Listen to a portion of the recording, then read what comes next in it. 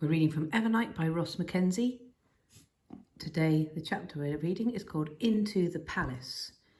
It is the 42nd chapter.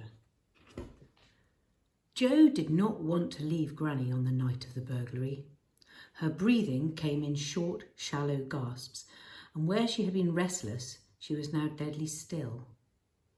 Before he left, Jo dripped some water into her dry mouth and mopped her brow. The large candle had burned almost all the way down. It had become so cold in the flat there was frost on the floor, and yet Granny's skin was still on fire with fever. He took her hand and kissed it, and then made his way through the streets of the slums. The coppers had set up one of their many roadblocks near Bone Alley, and Jo glanced up the street to the place where a chain fence had been erected to stop people leaving. A crowd had gathered there, and on the other side of the fence, coppers stood with their pistols drawn, ready to shoot down anyone who tried to climb over. "We'll freeze! We need food! We need coal and firewood! Let us out! Don't lock us up like animals! It ain't right!" Jo slipped into Bone Alley, approaching old Hans's shop. He knocked gently on the door. It was almost midnight, but it could be any hour. The ever-present night sky played tricks with your mind, making time seem like something imaginary. The door to old Hans's shop creaked open and his withered face peered out, his eyes magnified through his glasses. He motioned for Jo to enter and locked the door. He was wearing many layers of clothes and a knitted hat and gloves. Most everything in his shop was coated in ice crystals. "You tell anyone about this?" "Not a soul, not even Granny." "Good lad, how is she?" "Worse. I don't think she'll last much longer." "Then there's no time to lose, eh, boy?" Old Hans brought out a small vial filled with purplish liquid. "The invisibility potion." Jo held it up to the dim light of a single dragon breath lamp. "How do you know this is really an invisibility potion? How do you know it won't turn me into a cat or something?" Old Hans shrugged. "I don't," is the simplest answer. "I guess we'll have to trust the cove I bought it from, won't we? He's usually a good sort." Old Hans cocked his head to the side. "If you're having second thoughts, Jo Littlefoot, I'm sure I'll be able to find someone else." No, I'll do it." "Good. Now, I don't know how long the effect of this potion will last, so you better not take it until you absolutely must." "Right," said Jo. "Good lad. Mrs. Hester's tower is in the southeast of the palace. The urn you're looking for will be there. It looks like this." He gave Jo an old tattered page ripped out of a book. On one side was a drawing of the object in question, a ceramic urn decorated with symbols. It didn't look particularly special. Jo tucked the page in his pocket. "Anything else?" "Yes, don't get caught."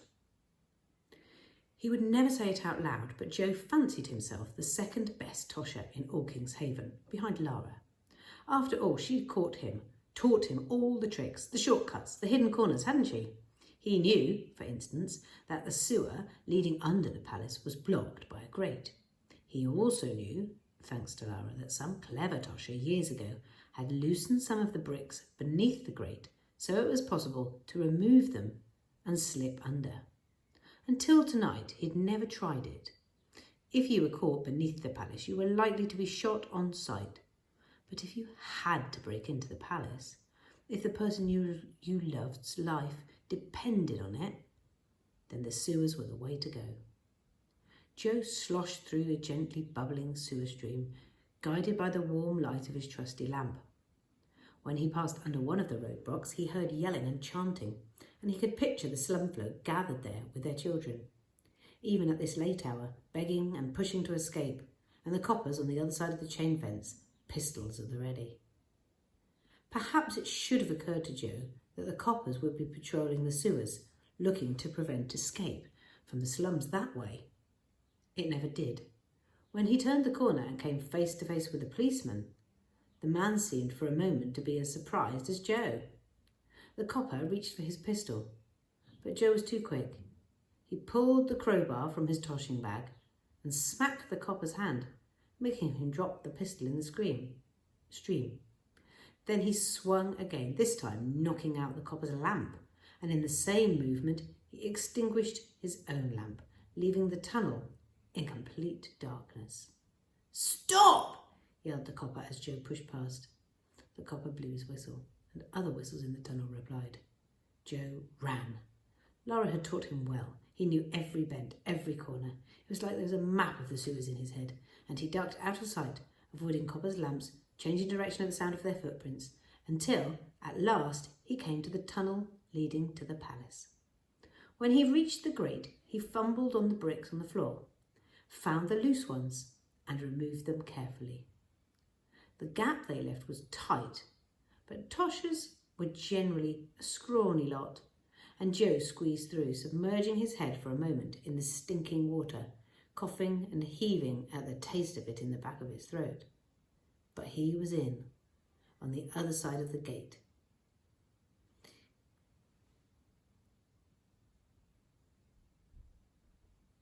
He followed the tunnel to a larger chamber where he could see many smaller tunnels leading off towards different parts of the palace.